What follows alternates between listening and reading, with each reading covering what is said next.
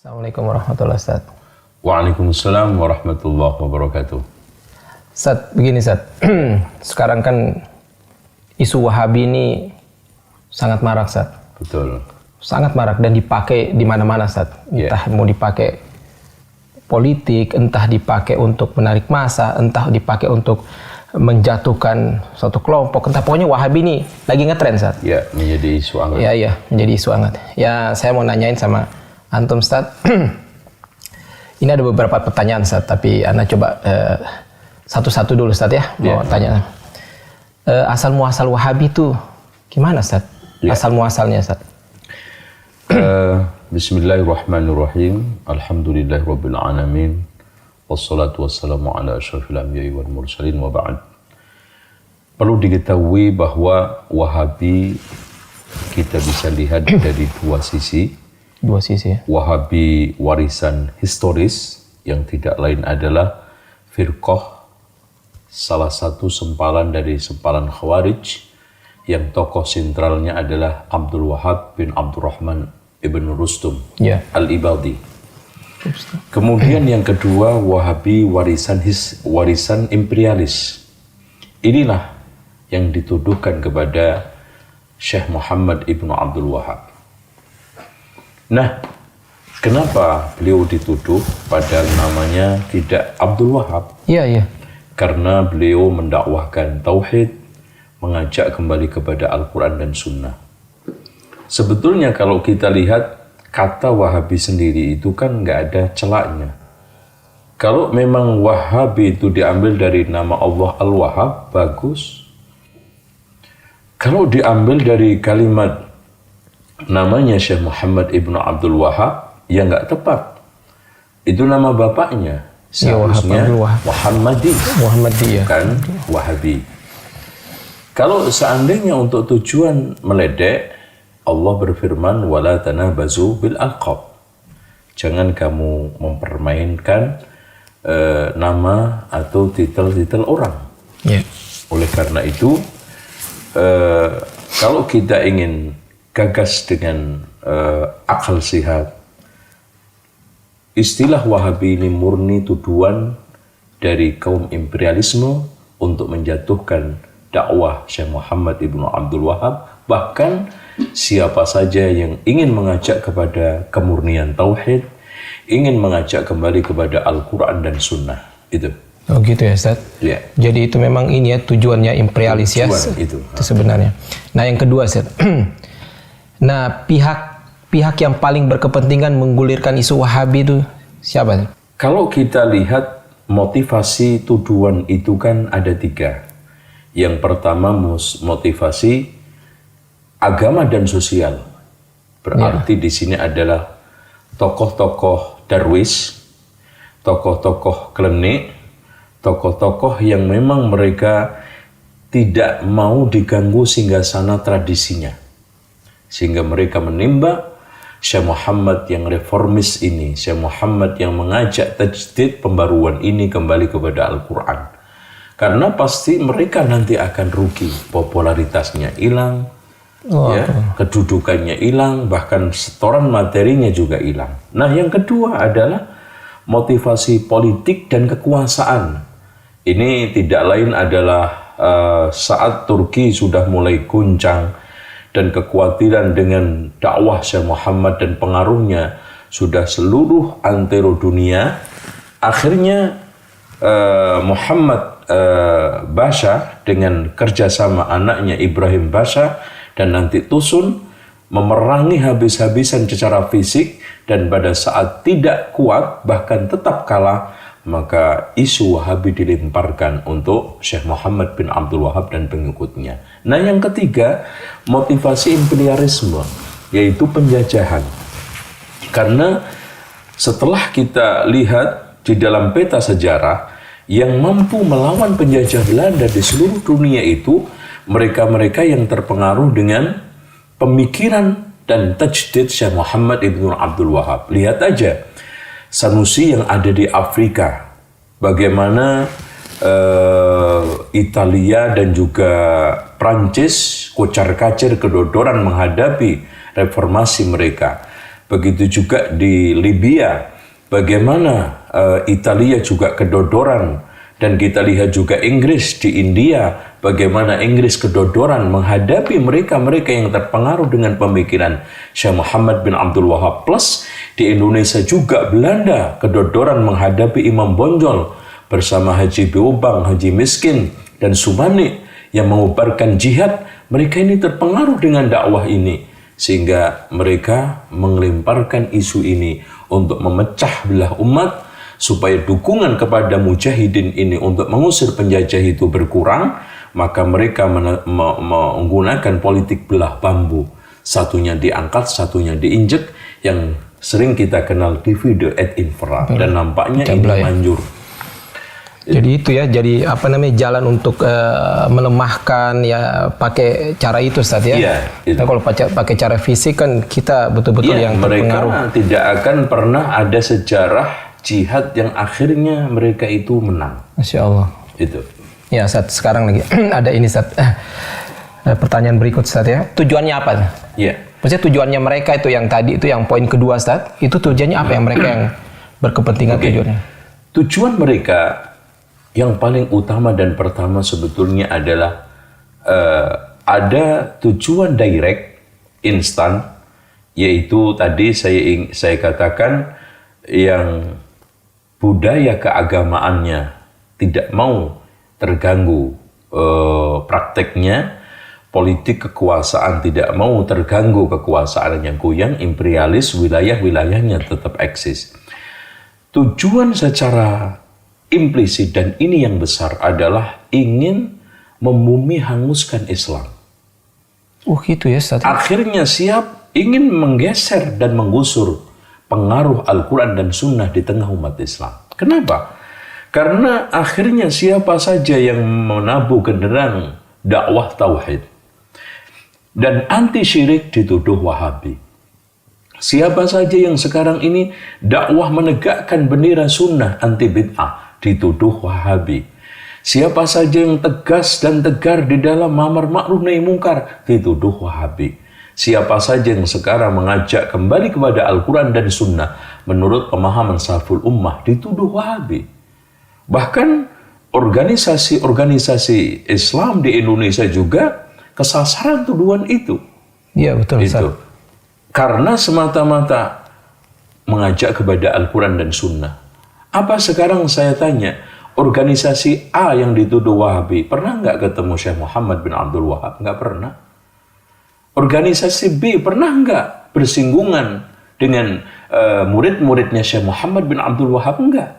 Karena adanya kemiripan langsung ditembak Wahabi. Ya Ustaz, fisik juga Ustaz. Jadi semuanya kalau ada orang celananya di atas mata kaki atau jenggot langsung disikat. Ya, ini ada pemio yang disederhanakan supaya orang-orang awam ini juga mudah diajak untuk memusuhi Wahabi. Cepat ya, supaya itu sederhana diciptakan pola pikir yang diciptakan satu simbol-simbol, satu kriteria yang sederhana, gampang mereka hafal. Betul. Contoh, kalau ingin tahu ciri-ciri Wahabi, lihat aja lakinya, baduknya belang, jenggotnya panjang, katoknya cingkrang. Itu aja. Ya. Pasti Wahabi. Cepat langsung kan masyarakat yang awam ini, wah itu Wahabi, cepat ya. Kalau sekarang diberikan kriteria yang aneh-aneh, jelimet, disuruh baca kitab, ini nggak bakal orang awam. Nah nanti perempuannya cadaran atau jilbabnya panjang, itu Wahabi. Nah kadang-kadang agak sedikit mereka itu memaparkan satu paparan yang nampak ilmiah. Tetapi semuanya mengandung kedustaan kalau tidak adalah syubhat. Bahwa mereka menuduh mau menggeser, menggusur, menghancurkan makam Rasulullah. Mereka menggantikan makamnya rumahnya Abu Thalib dengan kandang keledai.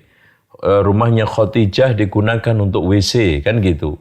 Ini hanya kuliran tuduhan saja, ya. Tuduhan juga ciri-ciri Wahabi itu tidak mau qiyas, tidak mau ulama, menolak anti madhab semuanya. Anti madhab, ya, tidak mau sholawat. Ini tuduhan, ya. Bahkan Syekh Muhammad juga pernah dituduh, tongkatku ini lebih mulia daripada Muhammad SAW yang ada di kuburan. Karena tongkat saya ini masih digunakan giring kambing, unta masih bisa. Muhammad sudah mati di kuburan. Ini semuanya adalah stigma negatif untuk menyerang, memukul yang isinya semuanya kedustaan. Kedustaan, terus. Dan ini juga muncul dari internal ada, eksternal juga ada. Yang tadi kaum darwish, munafikun, yang mereka takut singgasana dakwahnya hancur dan tradisinya terserang. Inilah ya sehingga memunculkan isu-isu tersebut. Tuh. Nah, Ustaz, sekarang alasan-alasan Ustaz yang dipakai untuk membenarkan tuduhan itu, Ustaz. Iya, biasanya siapapun yang anti ziarah Wali Songo pasti dituduh Wahabi, satu. Siapa saja yang sekarang ini melemahkan pendapat Imam Syafi'i aja dituduh Wahabi, anti mazhab. Siapa saja yang mengkritik berjanji, mengkritik tiba, pasti dituduh Wahabi. Siapa yang sekarang ini mengkritik manaqib, pasti dituduh Wahabi. Siapa yang mengkritik salawat nariyah, salawat badar, pasti dituduh Wahabi. Siapa saja yang sekarang ini menyerang praktek-praktek mereka, ya, yang bid'ah menurut kacamata syariah, dari mulai Maulud Nabi, Isra Mi'raj, nuzulul Quran, bahkan ruatan mitoni 7 bulanan, pasti dituduh Wahabi.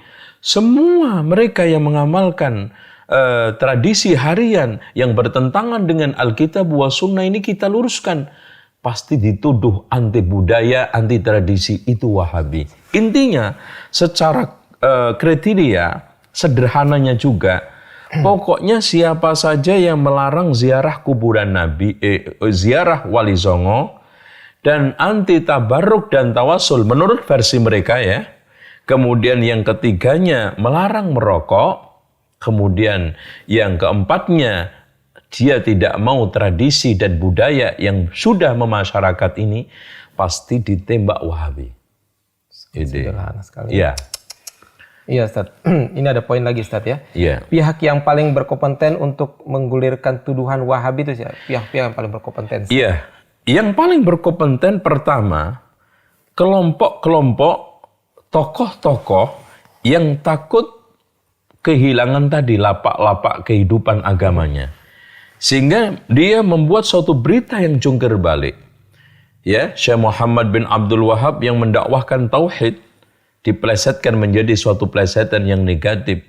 Mengembalikan orang kepada Alkitab wa Sunnah diplesetkan menjadi suatu plesetan negatif, keras, ya, radikal, ya, main kekerasan, macam-macam.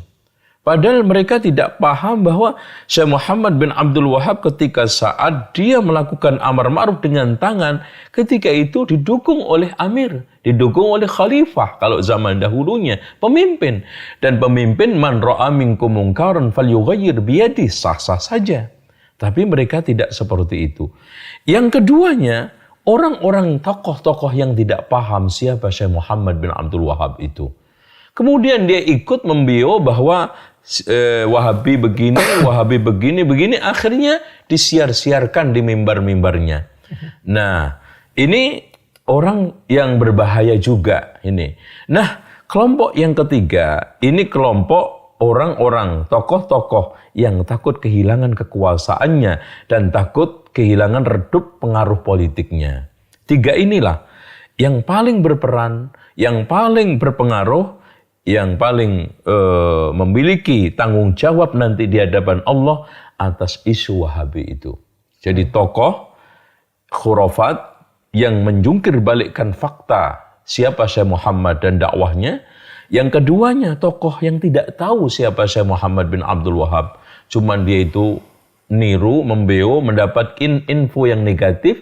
Nah, yang ketiga tokoh politikus dan mereka-mereka yang takut kehilangan pengaruh politiknya dan takut kehilangan kekuasaannya, minimal suara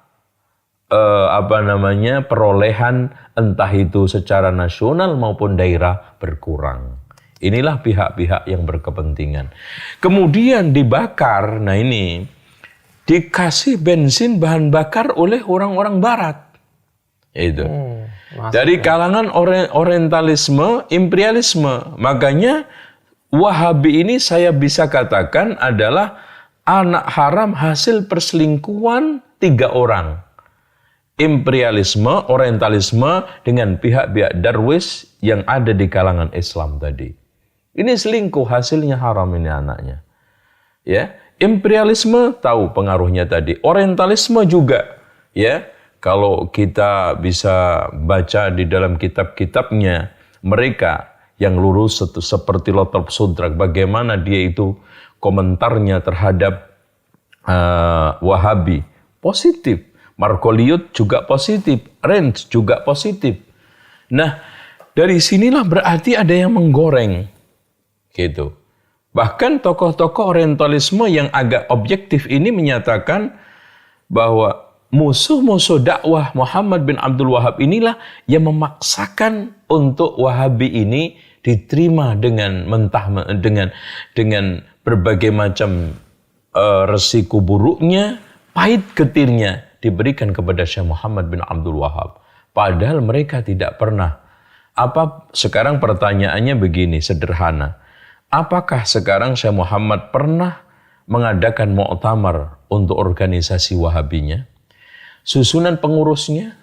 Kemudian Syekh pernah mengatakan di dalam kitabnya eksplisit dan implisit, saya Wahabi? Nggak pernah ada. Dan murid-muridnya juga. Dan mereka-mereka yang terpengaruh, nggak ada sama sekali. Jadi di sinilah suatu hal yang aneh. Kenapa mereka sangat memaksakan dan sangat dipaksakan itu simbol dan juga nama Wahabi, laqab sebutan Wahabi kepada Syekh Muhammad bin Abdul Wahab dan pengaruhnya, tujuannya tadi itu. Karena Wahabi ini sudah terstigma buruk dan sudah memiliki justice yang negatif, sehingga sangat bagus sekali, simple untuk menghantam lawan-lawan dakwah mereka. Sekarang kalau orang disuruh untuk tidak ngaji ke Ustadz Fulan, untuk menjelaskan kenapa, susah. Ya. Tapi, jangan ngaji ke dia. Kenapa Pak? Wahabi, selesai. Enak, simple banget. Simple, padat, singkat, mudah. Itu. Dan Ustadz, ini yang poin terakhir Ustadz. Iya. Dan siapa pihak-pihak yang paling diuntungkan dengan isu Wahabi ini? Iya. Dari sekian poin-poin itu Ustadz tadi. Iya. Yang paling diuntungkan pertama kali adalah Yahudi, imperialisme, dan seluruh non-muslim. Lihat mereka. Pernahkah lisan mereka, tangan mereka mengganggu, menyakiti Yahudi dan Nasrani? Tapi siang malam mulutnya, tangannya tidak lepas menyerang kita, ngomongin kita, menuduh kita. Ini sudah hal yang aneh. Sehingga kalau kita ajak untuk membangun ukhuwah, dengan mudahnya mereka mengatakan lakum dinukum waliyadin. Tapi sama non-muslim, watawasau bil haqqi, watawasau bis sabr. Apa nggak kebalik itu? Terus kemudian pihak yang kedua adalah pihak politikus yang menggunakan jargon-jargon politik agama, keagamaan. Ya, inilah mereka-mereka yang akan dirugikan kalau memang maju dan itu isu Wahabi itu berkembang, dia diuntungkan. Kemudian yang selanjutnya tadi pihak-pihak mereka-mereka tokoh-tokoh tradisional, ya, sekarang penjaga makam-makam, tempat-tempat keramatan yang diuntungkan dari acara-acara tradisi, inilah paling dirugikan. Coba satu kuburan itu per hari umpamanya 500.000. Karena ini kalau seandainya mereka sudah tidak ada yang ziarah, itu satu orang itu bisa ngasih berapa? Satu kuburan itu ada yang 15.000 pengunjungnya, ada yang 20.000, bahkan ada yang lebih daripada itu. Bahkan memecahkan rekor, ada salah satu kuburan dalam seharinya 45.000. Taruhlah ninggalin 5.000 berapa? Di sini. Ini pihak-pihak yang paling dirugikan.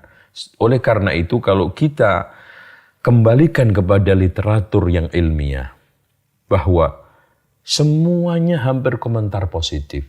Contoh aja Harun Nasution di dalam bukunya Pembaharuan Islam tentang mengomentari dakwahnya Syekh Muhammad bin Abdul Wahab, dia adalah pengembang tauhid dan menegakkan berbagai macam pilar-pilar agama yang dirusak oleh darwis tarekat karena abad 13 sedang jaya-jayanya tarekat pada saat itu. Begitu juga kalau kita melihat kitab Ensiklopedia Nur Khalis Majid.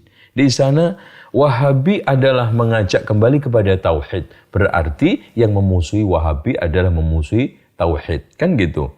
Kemudian di dalam kitab lagi juga yang ditulis oleh orang-orang barat. Dari mulai Hadirul Alamil Islami ya, Latab Sodrak juga sangat memuji bagaimana perannya Syekh Muhammad ibnu Abdul Wahab. Dan juga di dalam kitab The Histories of Arabic, ini juga karangan Philip Hitti, juga di sana menyanjung memuji dakwahnya Syekh Muhammad ibnu Abdul Wahab. Terus kenapa sekarang kok ada pihak Muslim sendiri bersikeras kita itu harus Wahabi? Ya, ini suatu pertanyaan yang sangat-sangat aneh kalau kita jawab. Dan mungkin jawabannya tidak lain adalah syubhat, tidak lain adalah keinginan-keinginan untuk menghancurkan karakter Islam kalau tidak tokoh Islam. Inilah proses pembunuhan karakter Islam dan karakter tokoh Islam. Wallahu a'lam bishawab. Ustaz, dengan antum tadi sebut ini poin-poin 1, 2, terus beberapa contoh semua itu Ustaz. Berarti bisa enggak Ustaz, tarik kesimpulan atau tarik kesimpulan gitu Ustaz. Berarti imam yang 4 imam mazhab itu terus para ulama-ulama kita yang terdahulu, para sahabat, sampai Rasulullah itu Wahabi. Ya, kalau sekarang siapa aja yang mendakwahkan tauhid adalah Wahabi. Siapa yang mengajak kembali kepada Al-Quran dan Sunnah adalah Wahabi.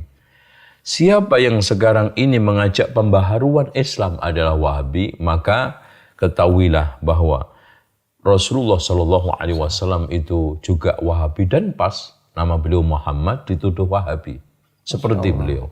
Kemudian juga Abu Bakar, Umar, Utsman, Ali radhiyallahu anhum yang di dalam banyak pernyataannya mengajak kembali kepada Al-Quran dan Sunnah di saat fitnah juga Wahabi. Bagaimana Imam Asy-Syafi'i juga mengatakan in sahal hadisu fahuwa madhabi, juga Wahabi. Bahkan Umar bin Abdul Aziz, khalifah yang memperbarui saat itu, dikembalikan umatnya kepada Al-Quran dan Sunnah, ajaran tauhid dimurnikan juga Wahabi. Begitu juga Imam Syafi'i, mujaddid yang abad kedua, mengembalikan Islam ini kepada relnya Wahabi. Imam Ahmad ibnu Hanbal yang di sana bersikeras mempertahankan Al-Quran ghairu makhluk karena ingin menghidupkan ajaran salafun soleh, juga Wahabi. Bahkan Abul Hasan Al-Ash'ari yang di dalam kitab Al-Ibanah, akidah saya adalah akidah dari Alkitab wa Sunnah yang diyakini oleh ulama fulan-fulan, akhirnya menyebutkan Imam Al-Bukhari, menyebutkan Imam Syafi'i dan yang lainnya.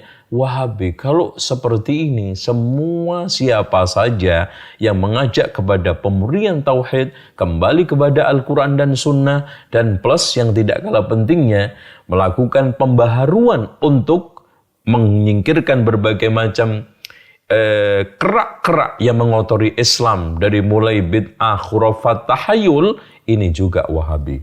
Masya Allah. Itu. Dan ini akhirnya nggak ada Islam. Udah nggak ada Islam. Itu yang diinginkan mereka. Yang diinginkan akhirnya wala yazaluna yuqatilunakum hatta yaruddukum an dinikum in istata'u. Mereka senantiasa terus-menerus memerangi kalian siang malam, tidak mengenal patah arang sampai kalian kembali kepada agama mereka dan tidak lagi mencemarkan embel-embel Islam yang murni tadi, Islam yang sahih. Suatu hal yang aneh, orang yang mengajak kepada Islam yang murni asli dituduh Wahabi. Padahal apa aja yang murni kan pasti bagus. Lihat, spare part mobil yang asli, bagus enggak? Obat yang asli, bagus enggak? Budaya aja yang asli dihidup-hidupkan, tarian asli dijaga, bahkan pewayangan itu menjaga pakem wayang supaya enggak berubah.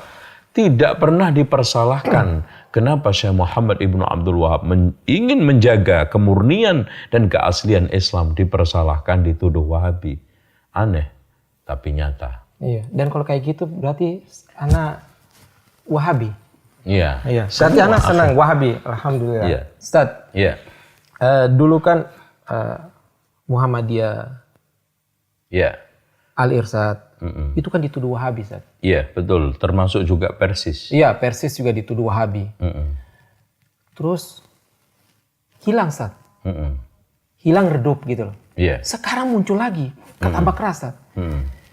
Apakah ada apa ya, negara atau ada paham atau apa yang Pihak tertentu yang pihak tertentu yang goreng, memanas-manasi, provokasi ya. Kompori atau memang ini, Ustaz, bermain di situ, Ustaz. Ya Iya. contohnya Syiah gitu atau yang lain coba. Iya.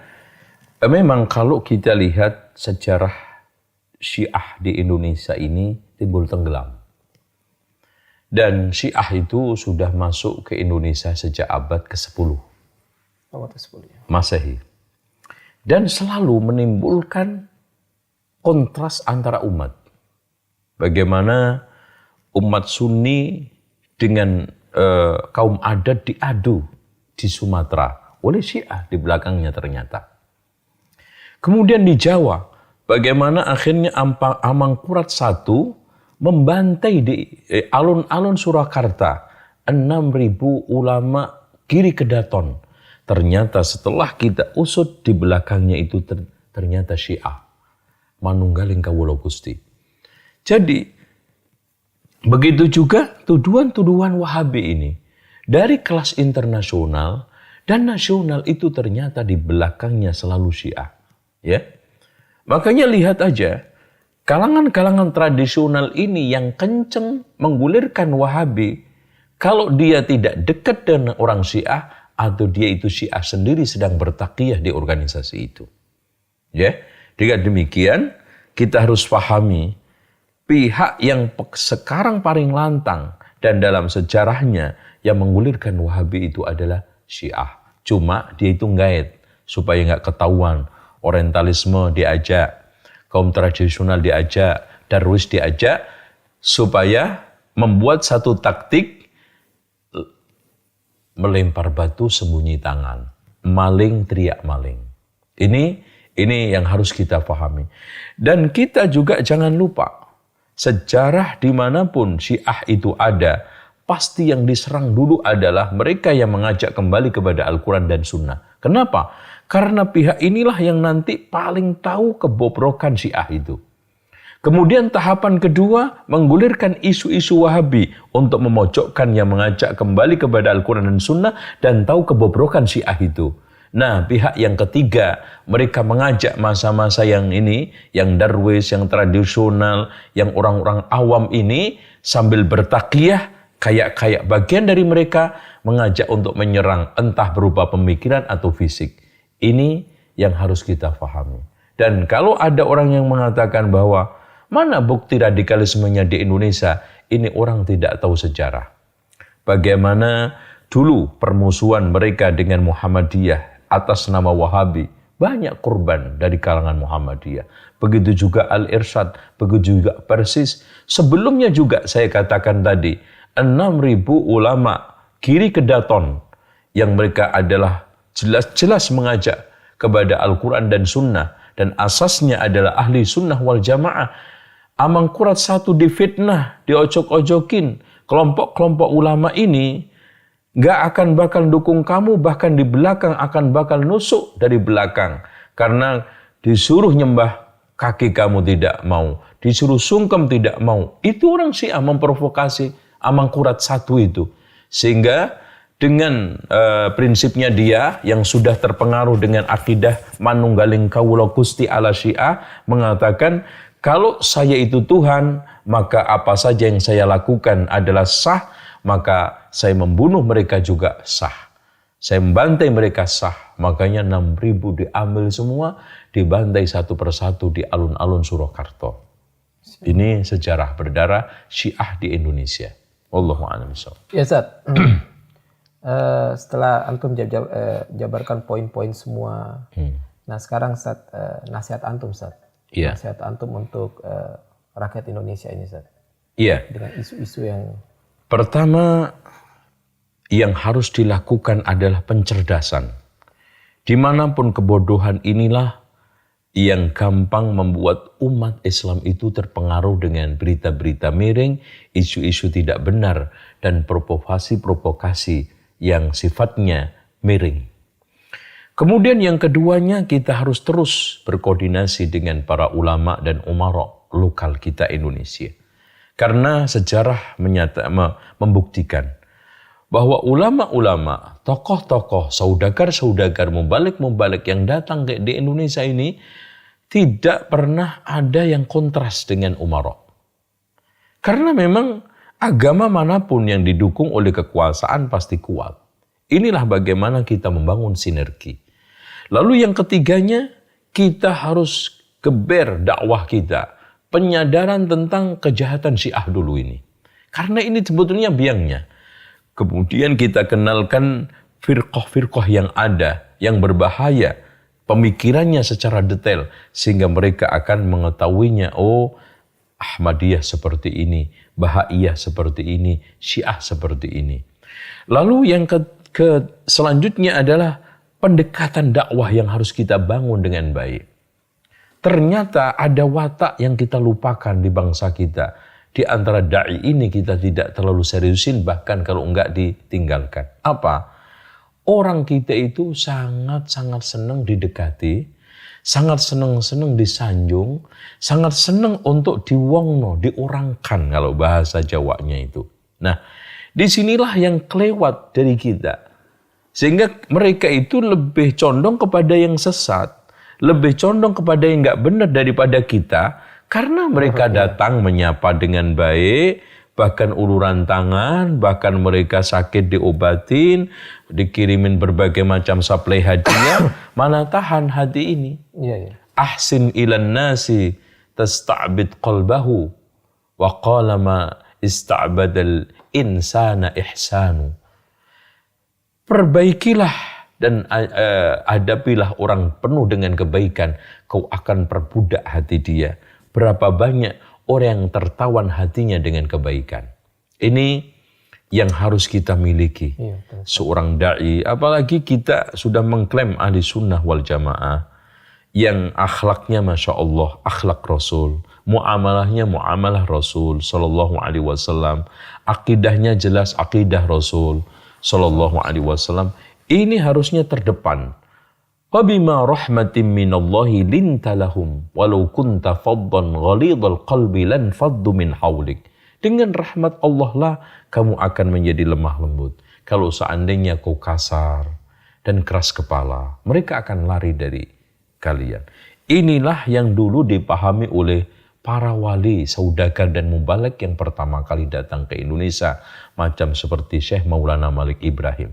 Bagaimana beliau mendekati, nggak langsung dakwah, nggak mungkin. Kalau kita pakai logika, Syekh Maulana Malik Ibrahim kan nggak mungkin dia itu akan khutbah ceramah di masjid mana, wong nggak ada masjid.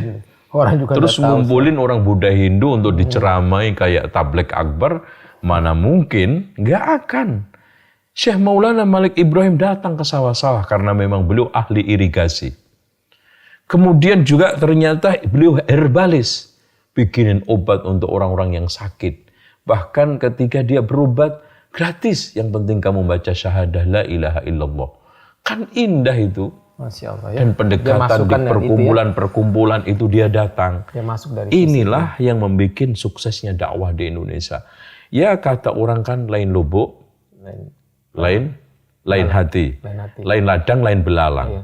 Artinya watak orang Indonesia itu memang pengen diangkat, deket, grapia, ya, bahkan diakrabin, itu seneng. Nah kita ketemu nggak salam, berpapasan, nggak nyapa, Senyum. nggak senyum. Bahkan kadang-kadang tampilan kita itu kayak makhluk langit yang baru turun seminggu lalu. Wah, seremnya setengah mati. Seperti buser. Iya, Bujang serem. iya, bagaimana orang akan dekat dengan kita. Gitu. Ya, ya, Ustaz. Ya, sekolah khair, Ustaz. Waalaikumsalam.